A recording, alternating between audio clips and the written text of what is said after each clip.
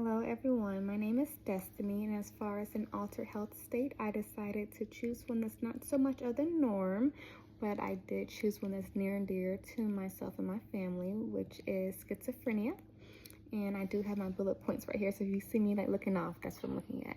So schizophrenia is a chronic, severe, and disabling psychiatric disorder that significantly affects how individuals perceive reality, think, feel, and behave.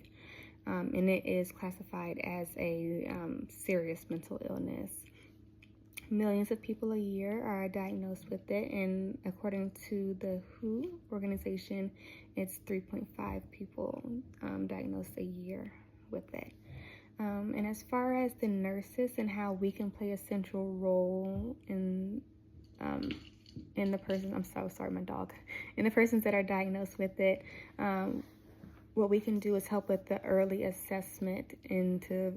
even telling the patients, well, not telling patients, telling the doctors that we think that this person might be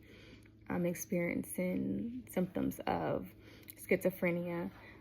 as far as identifying the symptoms and risk assessment and helping with the medication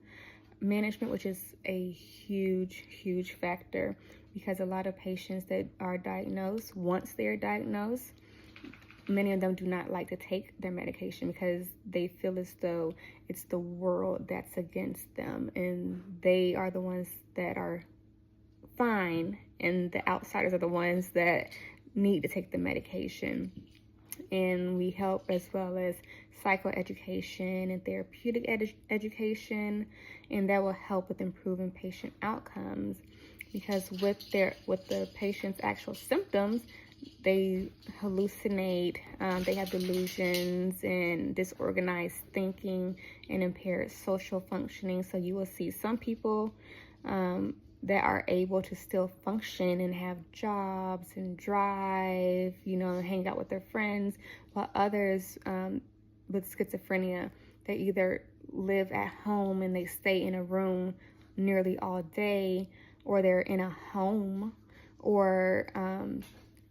they just like dart out and only do small things at a time, because that's all that they can mentally like take in at that moment, because they get overwhelmed because they'll be thinking the FBI is after them, and they have like all these thoughts, like they cover up the cameras